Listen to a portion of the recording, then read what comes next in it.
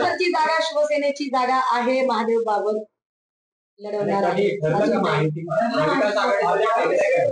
महाविकास आघाडीकडून हडपसरची जागा ही शिवसेनेला. सुषमा अंधारेंच्या याच विधानानं हडपसर विधानसभा मतदारसंघाचं चित्र आता स्पष्ट झालंय.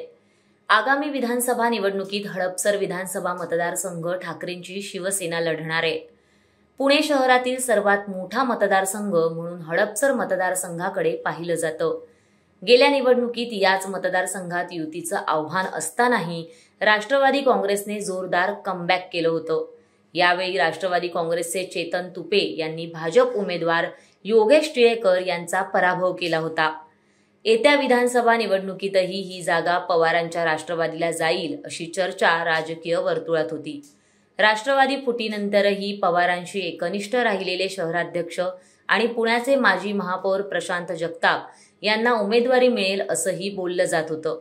परंतु जागा वाटपात ही जागा ठाकरेंच्या शिवसेनेला मिळाल्यानं जगताप यांना पुढची 5 वर्ष आमदारकीसाठी वाट पाहावी लागणार आहे.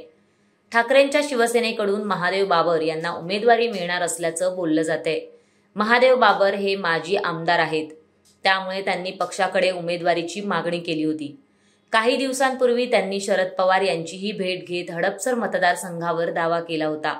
अखेर महादेव बाबर यांच्या प्रयत्नांना यश आलं असून उमेदवारीची माळ त्यांच्याच गळ्यात पडणार असल्याचं जवळपास निश्चित झालंय.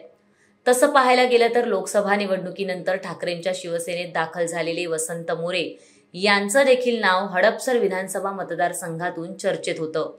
विशेष म्हणजे मनसेमध्ये असताना मोरे यांनी हडपसरमधून 2 वेळा निवडणूकही लढवली होती, परंतु त्यावेळी त्यांना पराभवच पत्करावा लागला. या निवडणुकीतही वसंत मोरे यांना ठाकरेंच्या शिवसेनेकडून उमेदवारी मिळेल असं बोललं जात होतं, परंतु यावेळी मोरेंना हडपसरपेक्षा खडकवासल्यातून निवडणूक लढण्यास अधिक रस असल्याचं बोललं जातंय.